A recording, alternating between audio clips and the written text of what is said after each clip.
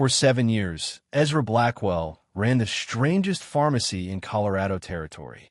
He sold only poison, arsenic, strychnine, cyanide, and nothing else.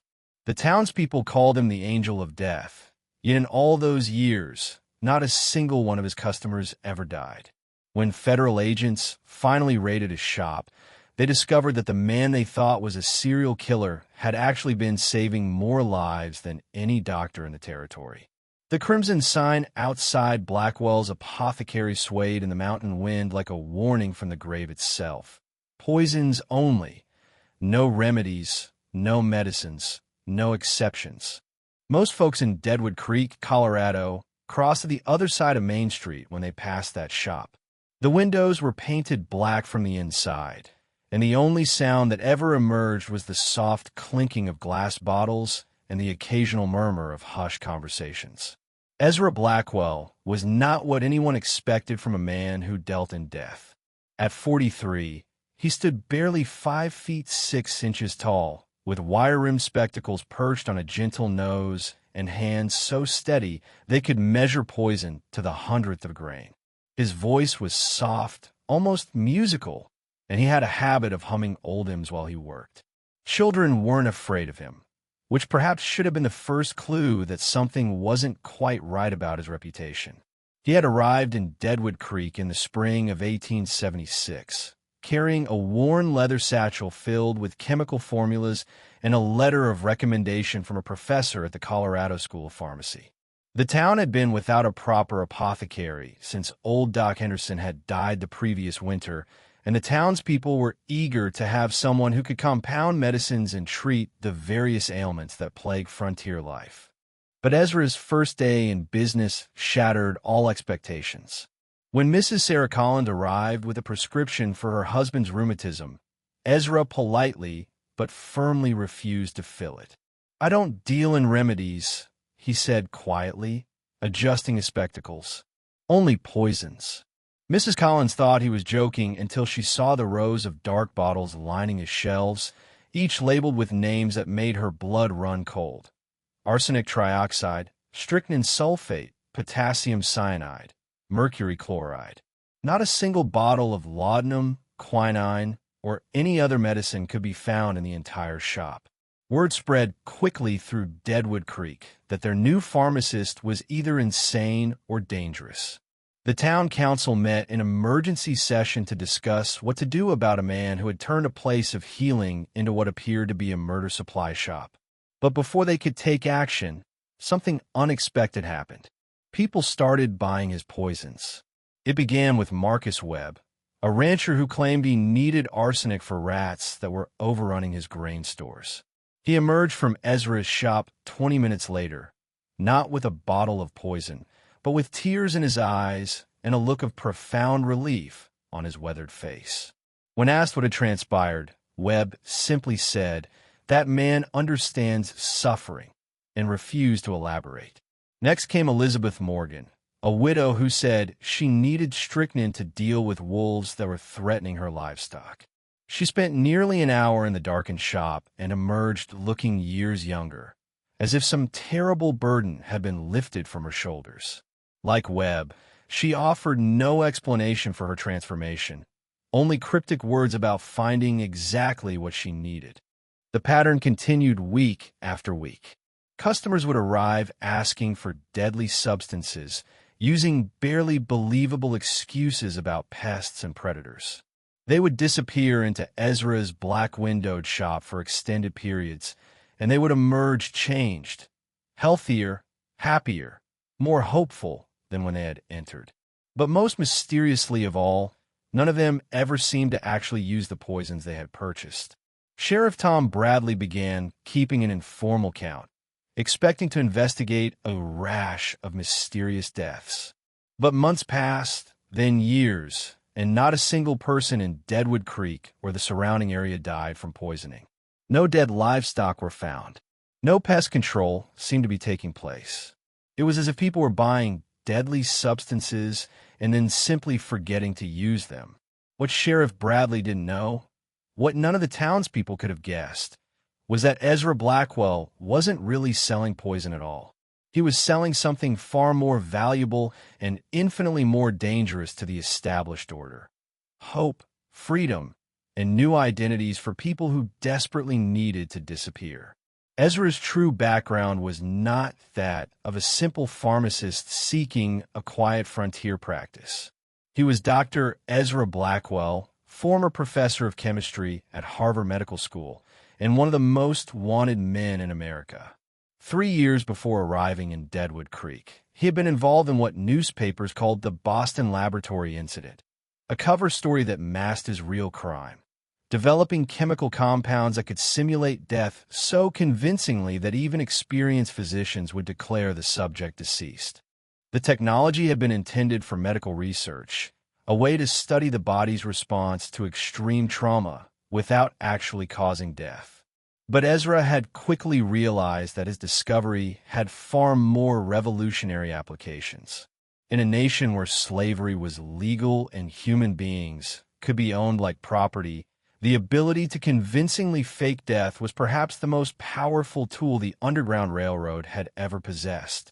Ezra's compounds worked by dramatically slowing the heart rate and breathing to almost undetectable levels while inducing a cataleptic state that mimicked rigor mortis.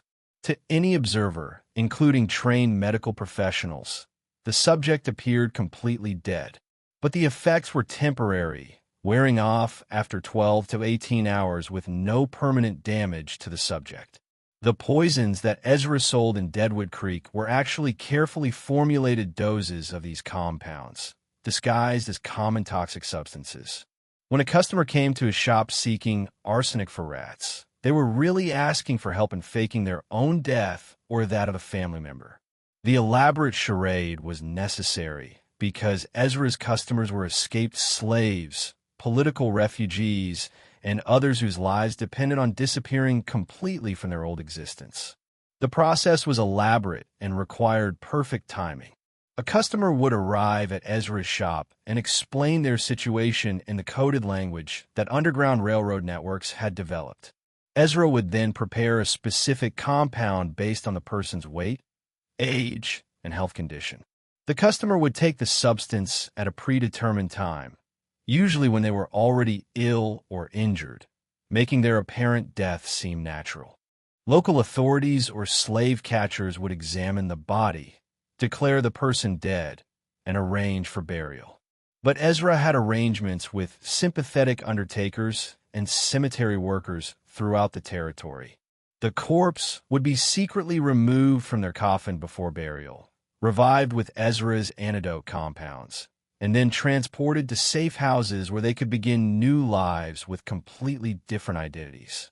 The system was so sophisticated that Ezra had developed different formulations for different situations. Some compounds worked faster but lasted shorter periods, perfect for situations where a quick apparent death was needed. Others took longer to take effect, but provided extended periods of unconsciousness, useful when longer transportation to safe locations was required.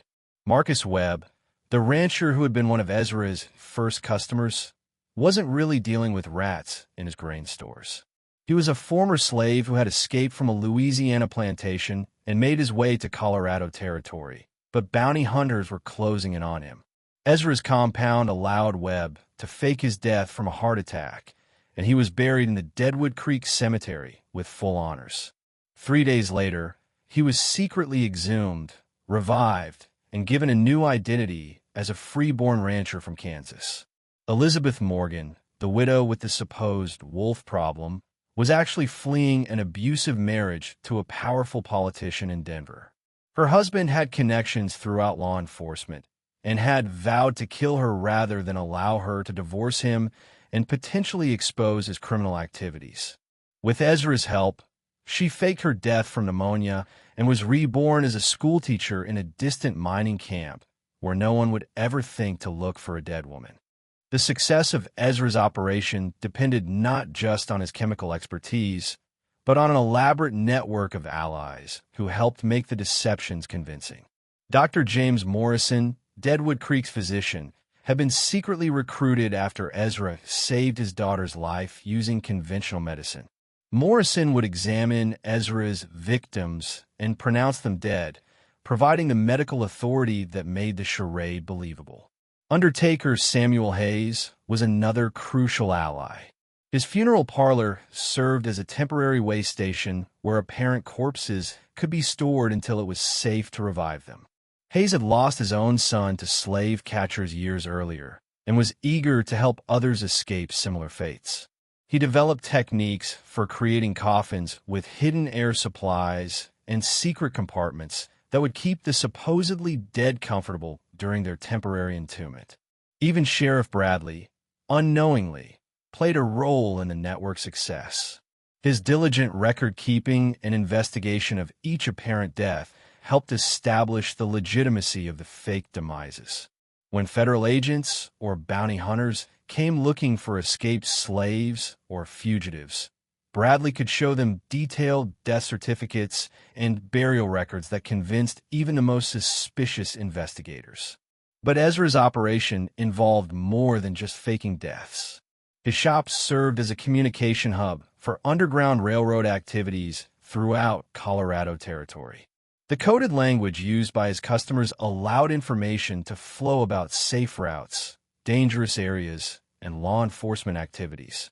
A request for mercury for cleaning silver might actually be a warning that federal marshals were conducting sweeps in certain counties.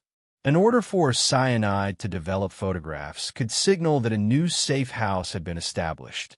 The black-painted windows of Ezra's shop weren't just for dramatic effect. They concealed a sophisticated laboratory where he developed new compounds and tested improved formulations. He also manufactured other substances needed by the Underground Railroad: invisible inks for secret communications, substances that could alter the appearance of documents, and compounds that could change a person's skin tone temporarily to help them assume different racial identities. Ezra's most ambitious project was developing a compound that could simulate the symptoms of cholera, one of the most feared diseases on the frontier. A person who appeared to be dying of cholera would be immediately quarantined and avoided by everyone, including law enforcement. This allowed escaped slaves and other fugitives to travel through populated areas without fear of close inspection, as long as they maintained the appearance of being plague victims. The psychological toll of maintaining such an elaborate deception was enormous. Ezra lived in constant fear of discovery, knowing that if his true activities were exposed, he would face not just imprisonment, but likely execution for interfering with federal slave-catching operations. Every customer who entered his shop could potentially be an informant or federal agent trying to entrap him. The isolation was equally challenging. Ezra couldn't form normal relationships or participate in community activities for fear of saying something that might expose his operation. He spent most of his time alone in his laboratory, working by gaslight to perfect formulations that could mean the difference between freedom and capture for the people who depended on him. But the results of Ezra's work were undeniable. Over 7 years, his fake death operation had helped more than 200 people escape from slavery, abusive relationships, and other forms of persecution. His compounds had been so effective that not a single person had been recaptured after faking their death, and the network's activities had never been detected by law enforcement. The beginning of the end for Ezra's operation came not from any mistake he made, but from the changing political landscape of the early 1880s. As tensions over slavery intensified and federal authorities became more aggressive in pursuing Underground Railroad networks, the government began deploying more sophisticated investigative techniques. Federal Marshal David Kane was assigned to investigate reports of unusual Underground Railroad activities in Colorado Territory. Kane was a methodical investigator who specialized in uncovering complex criminal conspiracies, and he had been studying patterns of missing persons and suspicious deaths throughout the region. What drew Kane's attention to Deadwood Creek was not the high number of deaths, quite the opposite. The town had an unusually low mortality rate for a frontier community, which seems statistically impossible given the harsh conditions and limited medical care available. More suspicious still, many of the deaths that did occur involved people who had no family or close friends to mourn them, suggesting that their identities might not have been genuine. Kane's investigation methods were more sophisticated than anything Ezra's network had previously encountered. Rather than simply looking for direct evidence of Underground Railroad activities, Kane began analyzing statistical patterns and demographic data that might reveal hidden operations. He noticed that Deadwood Creek had an unusually high number of adult men and women who claimed to be orphans with no family connections. He observed that many longtime residents seemed to have arrived in the area around the same time, despite claiming to come from different backgrounds. Most tellingly, he detected patterns in the timing of deaths and the arrival of new residents that suggested a systematic process was taking place. Kane's breakthrough came when he realized that many of the people who had supposedly died in Deadwood Creek shared physical characteristics with individuals who were wanted by federal authorities in other states. The resemblances were too strong to be coincidental, but the official death records made it impossible to pursue investigations further. The federal agent began focusing his attention on the businesses and individuals who would have been involved in processing deaths and burials. Ezra's poison shop immediately attracted suspicion because of its unusual business model and the strange pattern of customers who purchased deadly substances but never seemed to use them for their stated purposes. Kane's surveillance of Ezra's shop revealed patterns that confirmed his suspicions. Customers who purchased poisons often appeared nervous or distressed when they entered, but they emerged looking relieved and hopeful. More damning still, Kane observed that many customers seemed to be saying goodbye to their old lives, visiting places and people as if they would never see them again. The evidence was circumstantial but compelling. Kane began planning a raid that would catch Ezra in the act of dispensing his fake poisons and hopefully uncover evidence of the broader Underground Railroad network. But Ezra's years of caution and preparation had taught him to recognize the signs of increased law enforcement attention. The warning came from an unexpected source. A child who had been playing near the sheriff's office overheard Kane discussing his investigation plans with Sheriff Bradley. The child's mother was one of Ezra's former customers, a woman who had faked her death to escape an abusive marriage, and she immediately recognized the danger to the man who had saved her life.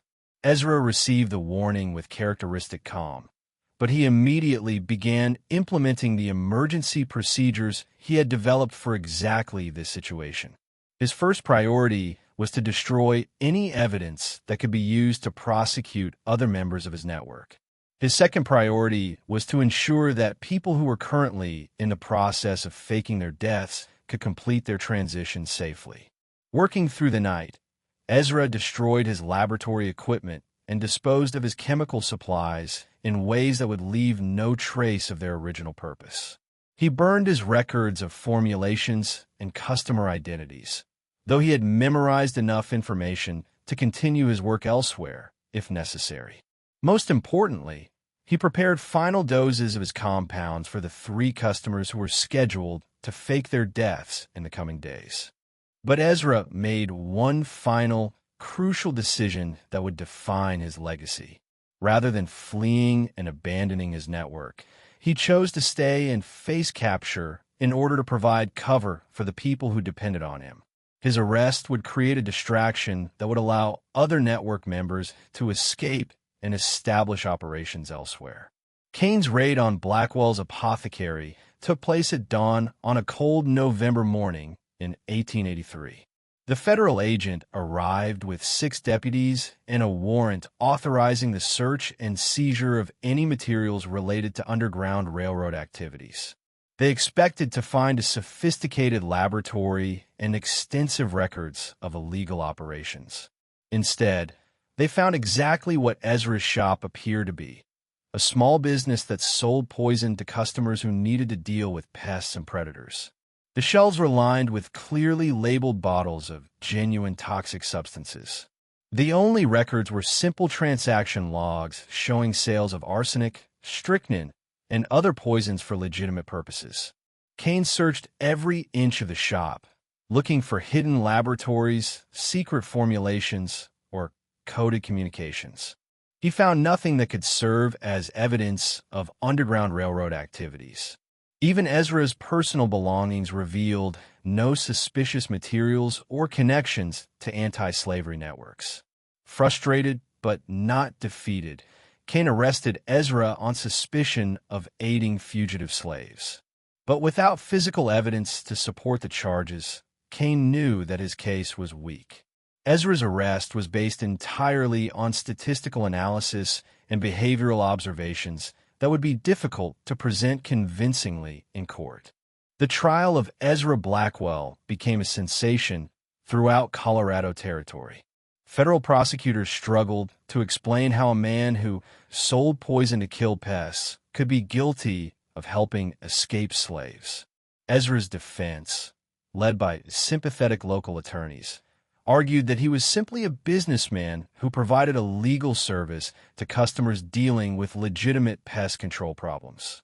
The prosecution's case was further weakened when several prominent Deadwood Creek residents testified on Ezra's behalf. Dr. Morrison described him as a knowledgeable chemist who provided valuable services to the community.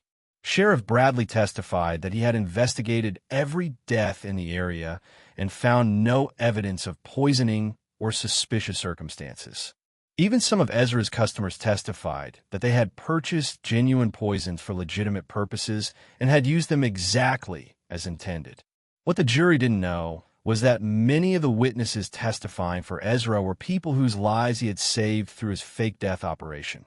They were using the trial as an opportunity to demonstrate their apparent normalcy and respectability while protecting the man who had given them new lives.